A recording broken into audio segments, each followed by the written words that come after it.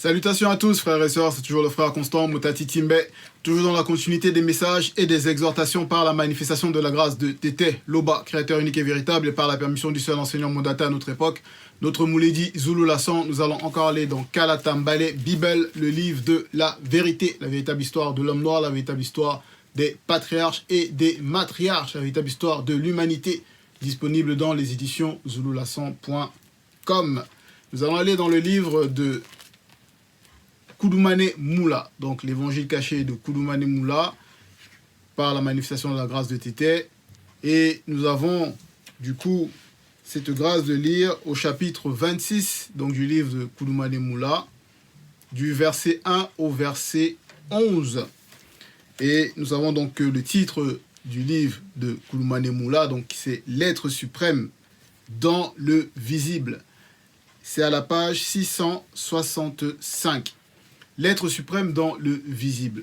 Le chapitre 26, le titre c'est « Nouveau témoignage de Djongwane ». Donc, nouveau témoignage de Djongwane. Qui est Djongwane? Djongwane, nous savons, bon, pour ceux qui ne savent pas, Djongwane, c'est celui dont ils ont falsifié le nom dans les Bibles classiques en donnant le faux nom de Jean, dit le Baptiste. Mais son véritable nom, c'est Djongwane, qui a une véritable signification dans la langue originelle qui est le Douala ancien.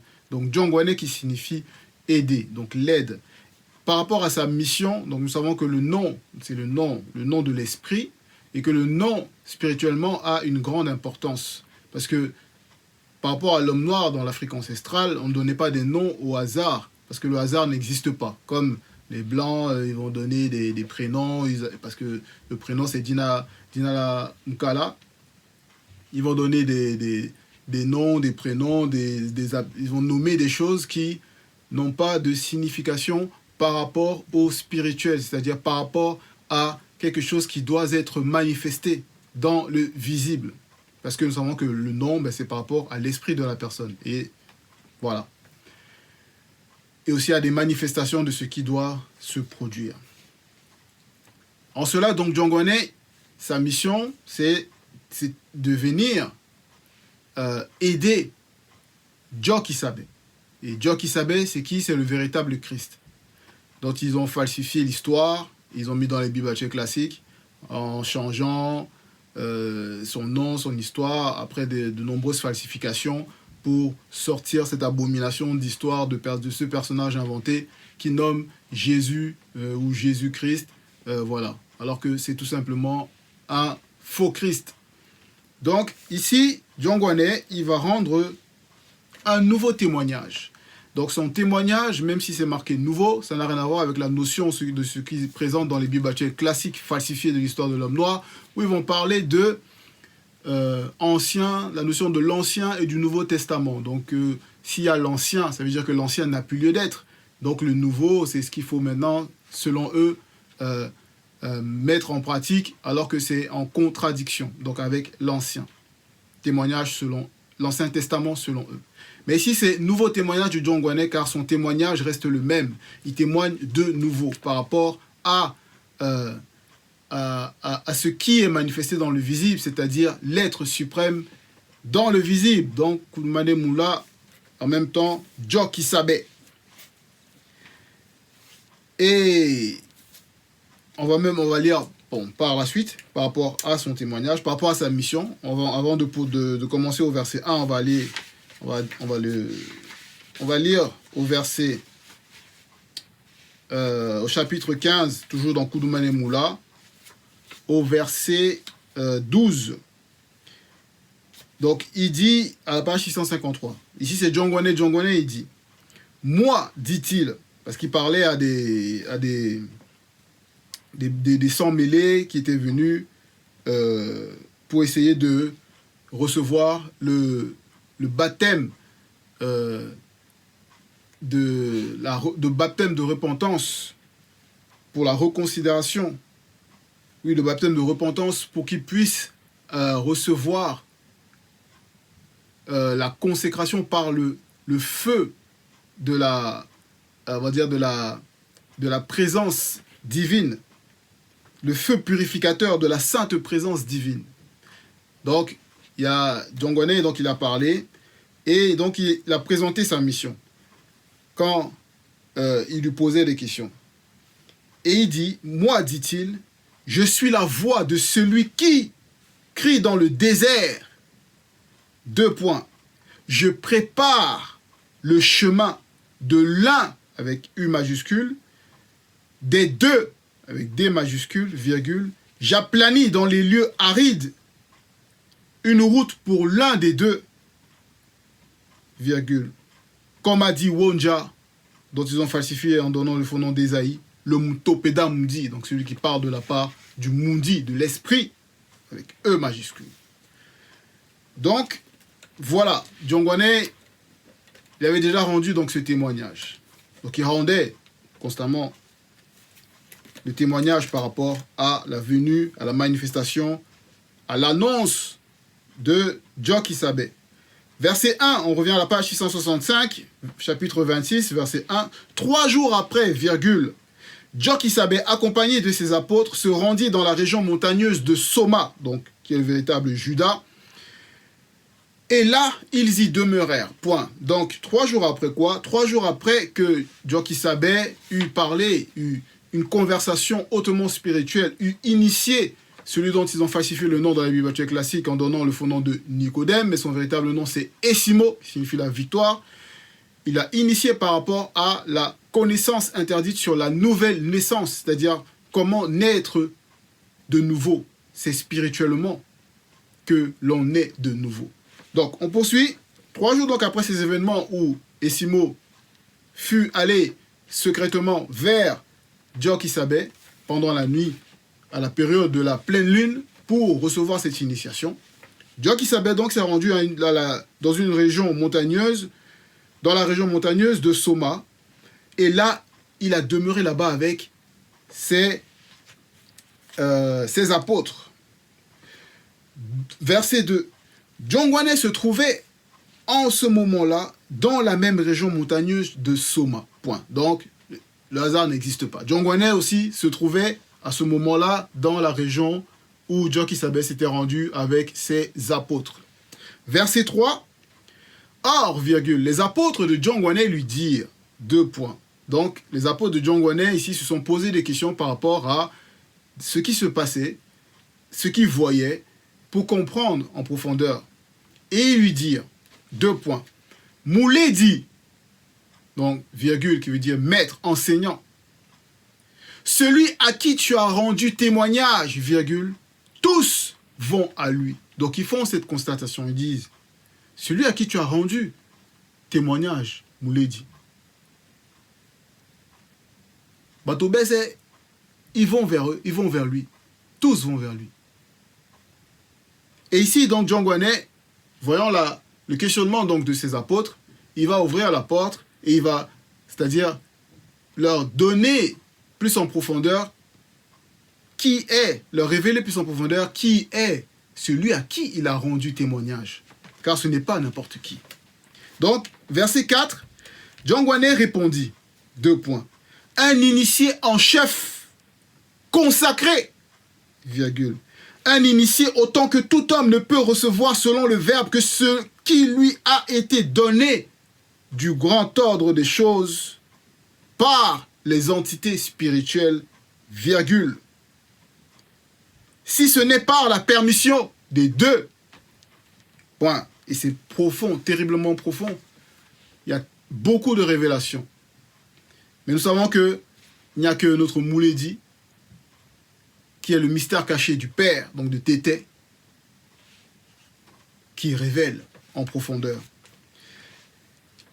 Néanmoins, on voit ici donc que Diongwane, il dévoile plus en profondeur par rapport à ses disciples, à ses apôtres, que un initié en chef consacré, donc Djoki Sabé, c'est un initié en chef consacré.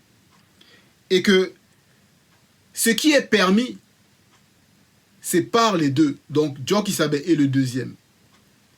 Et par, donc, c'est permis par eux, par le grand ordre des choses, par l'action des entités spirituelles. Donc il nous montre ici le cheminement, c'est-à-dire le schéma de comment les choses se manifestent. Et maintenant, qui sont donc ces deux? Qu'est-ce qui fait en sorte que la permission soit manifestée par eux? Au chapitre 23, du verset 11, on va lire à la page 661. Ici, le titre, c'est le grand tout. Le grand, donc, avec G majuscule, tiré de liaison avec tout. T majuscule. Et ici, John Kisabé, il parle. John Kisabé dit encore, 2 points. Le deuxième et moi sommes la lumière, lumière avec L majuscule, qui est sur tous, virgule, lui avec L majuscule, donc le deuxième, et moi avec M majuscule, donc John Kisabé, sommes le grand tout, donc ils sont le grand tout. Mais c'est quoi le grand tout? Par rapport à la permission de ce qu'on a lu tout à l'heure.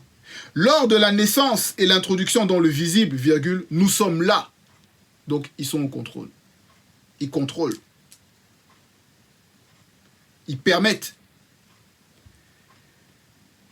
Lors de la rupture, entre parenthèses, mort, du visible et celle du spirituel, virgule, vous, nous avec N majuscule, trouverez là, point. Et c'est important de comprendre la notion des majuscules quand ça se manifeste dans l'écriture pour essayer de capter la fréquence de la conscience qui nous parle à travers Kalata Mbale, pour nous faire comprendre que là, c'est des hautes fréquences. Verset 12, on va même lire, on va poursuivre au verset 12. Celui connu qui a pénétré le visible a trouvé le physique, et celui qui a adhéré au physique n'est pas digne de pénétrer le spirituel. On revient donc par rapport au chapitre 26, au verset 5, où il est dit, John Gwanet, il poursuit et il dit, il faut qu'il croisse et que je le avec L majuscule, laisse accomplir ce qui doit être accompli. Donc sa mission, la prophétie, sa venue annoncée par les Batopéda Mundi, donc les prophètes, pour qu'il accomplisse sa mission. Verset 6, celui qui vient, et il poursuit encore, ici John Gwanet, celui qui vient du grand ordre des choses est au-dessus de tous, point virgule. Donc, John Kisabé est le deuxième. Donc, Koudoumane Moula et Koudoumane et Kombo, qui est le deuxième, sont par-delà le grand ordre des choses. Par-delà la non-existence. Ils se manifestent dans l'existence, par-delà même le non-visible, ils se manifestent dans le grand ordre des choses, et là ils prennent la condition divine. Donc du divin, avec D majuscule. Et ils se dépouillent donc de cette condition jusqu'à, on va dire, notre condition. Jusqu'à nous. Et en cela, il dit, celui qui vient du grand ordre des choses est au-dessus de tous, point virgule. Celui qui est de la terre, terre avec T majuscule, donc Massima Wase, là où nous sommes, à l'intérieur, est du visible et du physique, virgule. Et il parle comme étant de la terre, ici terre avec T majuscule. Il parle comme étant de la terre, point, ça veut dire que son langage, sa conscience, son raisonnement, sa réflexion, c'est par rapport à ceux du visible. Il poursuit, celui qui vient du grand ordre des choses est au-dessus de tous. Il le redit encore. Il rend témoignage de ce qu'il avec I majuscule, a pénétré en profondeur et témoigne des choses qu'il a vues. Et pourtant, les non-initiés rebelles, virgule, les blancs et les sans-mêlés, ne prennent pas son témoignage au sérieux. Donc les non-initiés, ce sont les noirs qui n'ont pas reçu l'initiation par rapport à la connaissance interdite. Donc qui ne marchent pas selon le verbe, entièrement selon le verbe, qui ne marchent pas selon le verbe. Les blancs et les sans-mêlés, on connaît leur origine par rapport à l'action, à l'hybridation abominable que les anges déchus du troisième ordre ont eu avec les femmes noires non initiées de la lignée de Ponguissé, qui est le véritable nom qui est le véritable Caïn. avec ces femmes-là. Donc il y a eu les blancs qui ont été manifestés par la suite, les sans-mêlés. Donc ils ne prennent pas, donc les non-initiés rebelles, donc c'est celui qui va se rebeller contre la parole, celui qui ne veut pas marcher selon la vérité, bien qu'on lui apporte le message, qui va demeurer dans les religions qui sont de toute façon toutes fausses, dont on peut voir même le témoignage des fausses religions actuellement. Quel est leur témoignage? Les guerres, les massacres, l'esclavage, la colonisation, les viols, détournements. On voit leur conscience ignoble, comment c'est manifesté par rapport à leurs 2 poids 2 mesures, même entre eux, comment ils se font la guerre, au nom des religions, des faux dieux qui sont derrière, donc des démons, qui sont là en train de les secouer, car ils sont dans la confusion. Ils vont dire, oui, oh, soi-disant l'État d'Israël, là, qui a été formé juste après la Seconde Guerre mondiale. Ils vont dire, oh oui, que ce sont des juifs, alors que ce sont des faux juifs. C'est eux qui usurpent le titre déjà de juifs. Ce sont des faux juifs. Ce sont les descendants des faux juifs, là. Ceux-là qui ont falsifié l'histoire. L'autre camp aussi, ils sont là, pareil, ils ont aussi falsifié l'histoire pour se donner une origine, pour se donner de l'importance. C'est comme ça qu'ils font. Ils falsifient l'histoire de l'homme noir, se l'approprient pour se donner une existence, pour se donner une importance dans Massima Ouassé, dans l'héritage de l'homme noir. Et on voit des noirs qui sont là, qui prennent parti par rapport à tel camp ou tel autre camp, alors que c'est la confusion, c'est le mensonge. Ouais. Donc, c'est totalement aberrant. C'est totalement aberrant d'adhérer à des religions qui versent le sang au nom de quoi? Donc, et derrière ça, donc on voit, il y a les blancs et les sans-mêlés qui, voilà, par rapport à leur comportement naturel qui, sans le verbe de Loba, sont totalement dominés par le péché. Donc voilà, on voit le résultat. Et du coup, quand on vient donc leur présenter la parole, ils voient les messages, ils savent, ils espionnent, ils savent que le Mouledi est là, ils savent que la vérité est en train de se répandre, ça les fait trembler. Mais ils ne prennent pas le témoignage de l'être suprême dans le visible au sérieux. Notre Mouledi. Bon. Verset 7. Celui qui a reçu son témoignage a certifié que le verbe de Loba est vrai. Et vrai ici avec V majuscule. Donc celui qui a reçu le témoignage atteste. Donc il atteste que le verbe de Loba est vrai. Que dans le verbe de Loba, il n'y a pas de mensonge. Il n'y a pas de contradiction. Donc, il atteste. Parce que dans son vécu, le verbe de Loba va rendre témoignage de ce qu'il est vrai dans sa vie. Donc il va attester. Verset 8. Car celui que Loba a envoyé dit les paroles de Loba. Virgule. Parce que Loba ne lui, avec L majuscule à lui, donne pas l'esprit, avec E majuscule à esprit, avec mesure. C'est cela où on parle de le verbe fait chair, que notre Mouledi a fusionné avec le verbe, donc ils font un. Et lui-même, quand il nous dit, ben, il n'a pas l'esprit avec mesure, donc il sait de quoi il parle.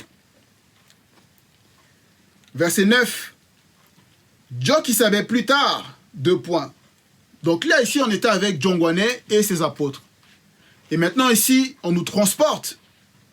Donc, à Dieu qui savait, pour entendre l'enseignement de Dieu qui savait. Déjà, parce que Djongwane, il a rendu donc témoignage. Et là, l'écriture, donc, Kalatambale nous amène au discours de Dieu qui savait.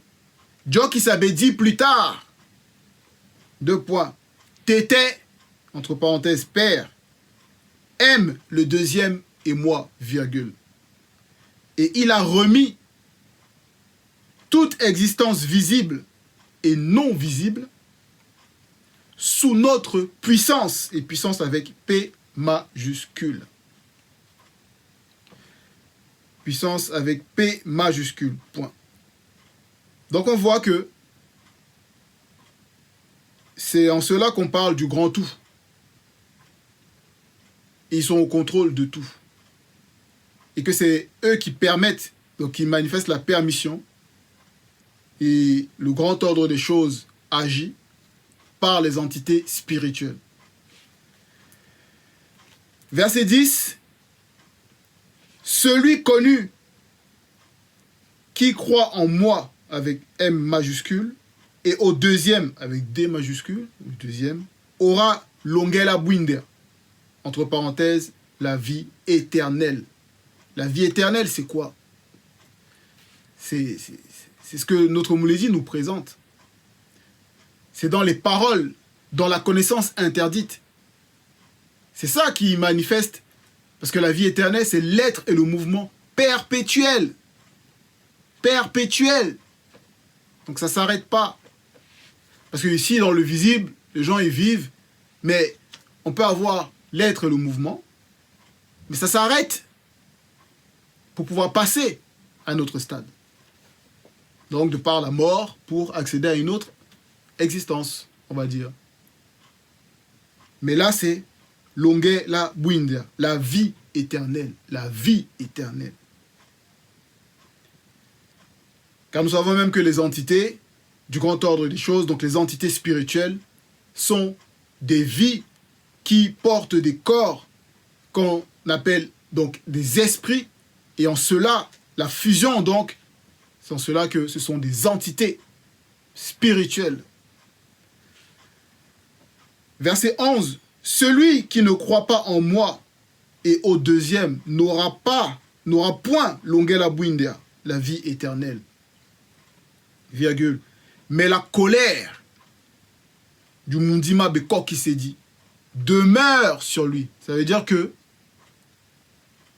celui qui, les fausses religions, enfin les religions qui sont toutes fausses de toute façon, toutes les formes de spiritualité, en bref, tout ce qui n'émane pas de Kalatambale, c'est-à-dire Bible, la Bible authentique, tout ça, c'est la fausse doctrine. Et tout ça est livré à tous ceux-là qui n'acceptent pas, qui se rebellent contre le message, sont livrés déjà leur rébellion à la colère du Mundima Beko qui s'est dit, qui est l'entité des châtiments en charge du domaine de la nature. Donc ils sont dans le châtiment, ils sont dans la tourmente. Et ils y demeurent. Donc ça veut dire que tant qu'il n'y a pas de repentance sincère, ils vont demeurer dans cette colère. Et la colère du Mundima Beko qui s'est dit, quand ça se manifeste, bon, on voit, c'est chaud. Voilà, c'était le nouveau témoignage de John Guané par la manifestation de la grâce de Tété pour nous amener à prendre conscience de faire le bon choix. Tété, créateur unique et véritable, est toujours glorifié. Ainsi soit-il.